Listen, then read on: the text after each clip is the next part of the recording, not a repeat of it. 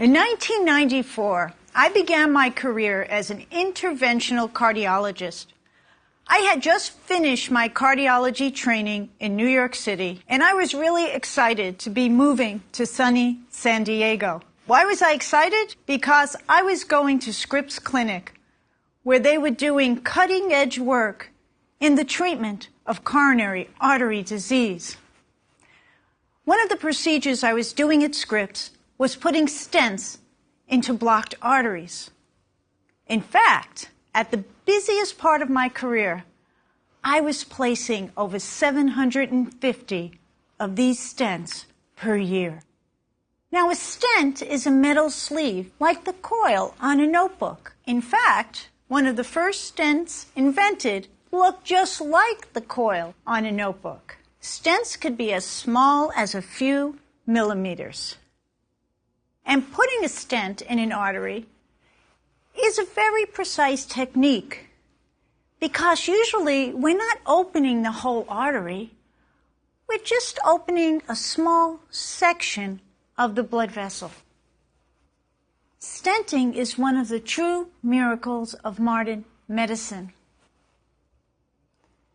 It allows us to open a blockage in an artery and restore blood flow to the heart muscle in a matter of minutes. For many of my patients, that meant the difference between life and death. And for many others, it meant the difference between having chest discomfort with minimal activity and no chest discomfort at all. I was fixing only small sections of a single blood vessel. But the human body is filled with blood vessels from the bottom of our feet to the top of our head. So was I really curing heart disease? Let me give you some staggering statistics. With all these miraculous tools in our toolbox, over 400,000 bypass surgeries a year, over 1 million stents a year, 2,200 Americans die each day of cardiovascular disease. Coronary heart disease claims 1 in every 6 deaths. Each year, we have approximately 795,000 people experiencing a new or recurrent stroke. And women are not spared. 42.7 million women are currently living with some form of cardiovascular disease. Now, another tool physicians have in their toolbox is statin therapy. Statins are cholesterol-lowering medicines that can reduce the risk of cardiovascular events. For many years, my colleagues and even myself thought that these drugs would be a cure for heart disease. But despite all the available statin therapies on the market, large studies with thousands and thousands of patients, even if people are on statin therapy, they can still go on to have a heart attack or a stroke. It's not that we're not spending the money. In the United States, $2.5 trillion was spent on health care last year. It is predicted that $4.3 trillion will be spent by 2023. If you think about that, that's 16% of our nation's gross domestic product. And it's double the amount of other developed nations. Yet, despite spending all this money, the United States ranked 37th in the world in health outcomes. A lot of our money is being spent on pharmaceutical therapy.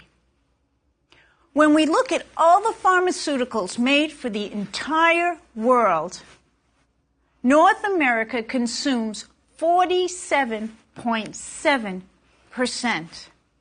In 2010, Americans spent $310 billion on pharmaceutical therapy.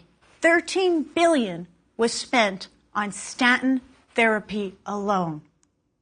Surgery and drugs are the hallmarks of Western medicine, and they definitely can be effective. I would be the last person to tell you that Western medicine, the kind of medicine I learned in medical school, has no value. Western medicine is great for acute care. For example, if you're having a heart attack or a stroke, or you've just had a car accident, that's when you want to get to the best state-of-the-art Western medical facility. This is what we're good at. However, conventional medicine falls really short in some very important areas, specifically illness prevention and chronic disease care. We are more trained to be reactive. If you have a heart attack, we mobilize and get you taken care of. We are disease-driven. I'm not even sure why we call it health care. Our focus is on disease. We treat parts of people. I'm a heart specialist, so I'm expected to just treat the heart. And I was trained to just treat symptoms, deal with problems when they come along, and then do a treatment. There's a reason for this kind of training, and the reason is this. As physicians, we are taught to ask our patients one question when we walk into the room. And this is a bizarre question, but it is, what is your chief complaint? What is your problem? Why are you coming here today? It already implies you have a problem. We then hear the chief complaint, maybe do a physical exam, run a few tests, and quickly we come at a diagnosis. Once we have the diagnosis, we then decide on a treatment. Well, this works great if your chief complaint is chest pain. You can bet you want to be in that Western medical facility if you are having a heart attack, because you're going to say chest pain and we're going to ask one or two other questions, quickly arrive at a diagnosis, and immediately initiate therapy, whether it's oxygen, medication, or even take you to the cath lab for a stent. It's that quick, it's that reactive, and it's life-saving. So our primary training in conventional Western medicine is to arrive quickly at the diagnosis. Rapid diagnosis leads to rapid treatment, and rapid treatment can save lives. It allows us to control the underlying problem, as we say, control the physiology. So we focus on the chief complaint, we make the diagnosis, and we quickly move on. Problems arise when we take that model of acute care medicine and we apply that to chronic, long-term health issues. And that model certainly does nothing to prevent illness. The clinician is taught to proceed directly to the diagnosis, to name the disease, in order to identify as quick as possible a medication or a procedure. But when we apply that model to chronic disease, look at what we are missing. If someone comes to my office and they say, I have a headache, I make the diagnosis and I give a prescription, and I'm off to my next patient, I would be missing the essential aspects of that person's life. I'm missing who they are, who they live with, what they eat, what are their joys and their hopes. Do they exercise? What medications do they take? there are all sorts of questions that I would be losing out on. Socially, are they married? Are they isolated? Do they have community? Do they gain strength from their belief system? All of these pieces would be missing.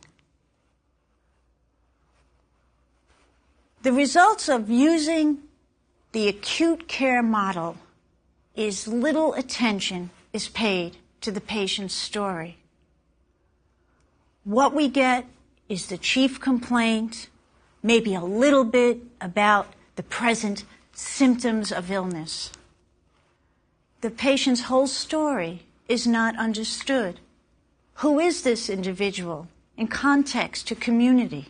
Each major issue becomes a discrete diagnosis dealt with in isolation from all the others. Remember, we were trained to look at the parts. So what do we end up with? We end up with what can best be called the ill to the pill. Every ill that we have, every diagnosis that's made, we reach into our toolbox and we take out a pill. So, for example, if someone has arthritis, we say, let's give you this Motrin or Aleve. If someone has high blood pressure, we give a pill for that. If someone has diabetes, we give a pill for that. If someone has heartburn, you got it. We have a pill for that. So every label that we have, everything that we have a diagnosis for, we have a pill or a surgery because that's what's in our toolbox. The problem with the ill to the pill approach is you end up with a bag full of pills. I remember the day my patient Joe came to the office. Joe was just discharged from the hospital, and he had a bag full of pills. Joe had pills for heartburn, for depression, for high blood pressure, and for diabetes.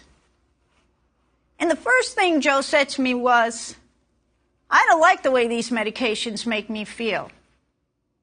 When can I get off them? Do I have any options? Now, if Joe had come to me in the 90s, when I was placing those 700 stents each year, I probably would have said, you know what, Joe? I'm afraid you really don't have options. You should be happy to be alive. You need to take your medications, period. But fortunately for Joe, by the time he came to me, I actually had something of a revelation. My practice had been radically changed by a simple insight. When it comes to the prevention and treatment of disease, nature provides the best solutions. So here's what I said to Joe. I said to Joe, I'm not against medication, Joe. There's a time and place for medication. And I do use plenty of medicines in my patients. But I let Joe know that medication, which is great for acute care, was not necessarily the best way for him to go forward in his life. Medication was not the best way to manage each and every one of his chronic health problems. And Joe seemed really surprised. Now I had his attention, and he said to me, you mean there really is another option? I said the answer is yes. And that option is the science of natural healing. Joe looked at me and said, what is the science of natural healing? So to explain this concept, I drew a tree. And I asked Joe, I said, if this was your tree and the leaves on this tree were sick, what would you do? And without hesitation, Joe answered.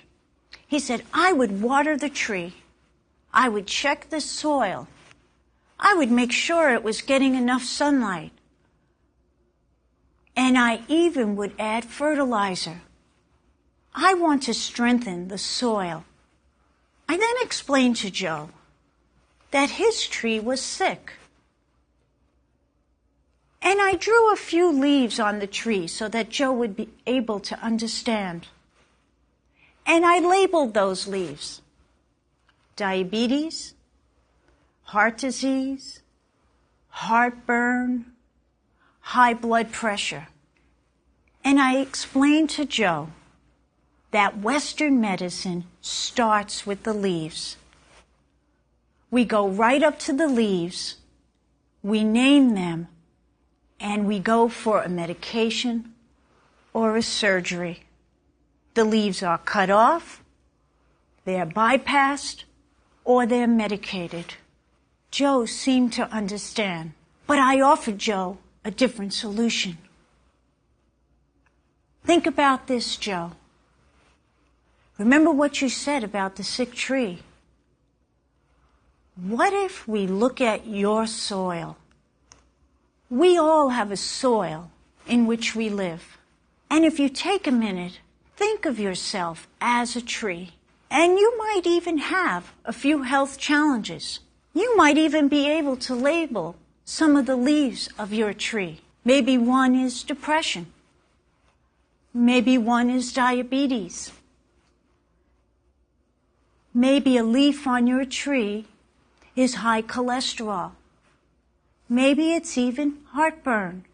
And some people have a lot of sick leaves.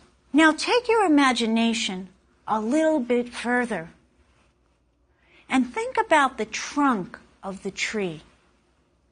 And I want you to imagine that the trunk of that tree, of your tree, is your genes, your genetic makeup, the book of life that you were given. And now I want you to go further. I want you to go into the soil. And I want us to look at what makes up the soil. Because at the end of the day, what determines whether we have healthy or sick fruit is a very special interaction between our genes and our environment. And the soil is the environment in which we live. So let's think about those important ingredients to the soil in which we live. They are things like macronutrition. What kind of protein do we eat? What kind of carbohydrates do we choose? Do we eat good fats or bad fats? What about our micronutrients? Things like vitamin D, zinc, selenium. These are all part of our soil. The human body also needs clean air and clean water. Our soil is also going to be affected by our physical activity. Do we walk every day? Do we have a formal exercise program? Do we do Tai Chi? This is a key component to our soil. But it doesn't stop there. Our soil is even affected by whether or not we have sound sleep at night. And our soil is affected by environmental toxins. All of these things interact with the trunk of our tree, with our genome, and determine if our leaves are sick or healthy. But it doesn't stop there. Those are just components of the physical body. Our soil has other equally important components. How we live our lives in community. Are we connected? Are we socially isolated? How are we doing emotionally, mentally, spiritually? Are we angry? Are we hostile? How do we see our glass? Do we see our glass as half empty or half full? Where is our resiliency? Do we believe in a higher power? Where do we gain our strength? So when I think about the soil, and when I think about my soil, I have to look at all of these areas. Because we know that the physical aspects of healing cannot be separated from the emotional, mental, and spiritual. And all of these, which make up our soil, ultimately determine whether we get sick or whether we stay well. I spent many years stenting the branches of my patients' trees. It would not be unusual for me to wait in the cardiac catheterization lab and call over to the emergency room and say, "Is anyone there having a heart attack?" And rush in, take them to the catheterization lab, and put in a stent. In fact, it did not even faze me in the 90s when my patients would go up to the ICU and they would be eating a roast beef and mayo sandwich on white bread. In the 90s, I had a total disconnect between intervention and prevention. I never thought about it. But I have spent years learning, and I now know that we have a better way. Whenever I talk about the ill to the pill, I think about a cartoon that I frequently use in the lectures for my patients. And the cartoon is two guys in lab jackets, like hospital lab coats, and they're both mopping up a mess of water that's on the floor. But there's a sink right in front of them, and the water is running from the faucet. So the water is just coming out, and they're mopping up the mess. I like this cartoon because it reminds me exactly of what I was doing. I was the one with the mop. I was mopping up the mess. I was the one that was waiting for someone to come with a heart attack, and then I would go in and put in a stent. It never occurred to me at the time that what I really needed to be doing was reaching up and turning off the faucet. I now know that the best way to heal the tree, to heal your tree, is by strengthening your soil. Not everyone needs the same thing. For some, it's nutrition. For others, it's exercise. And maybe for someone else, it's stress reduction. And some of us need a few.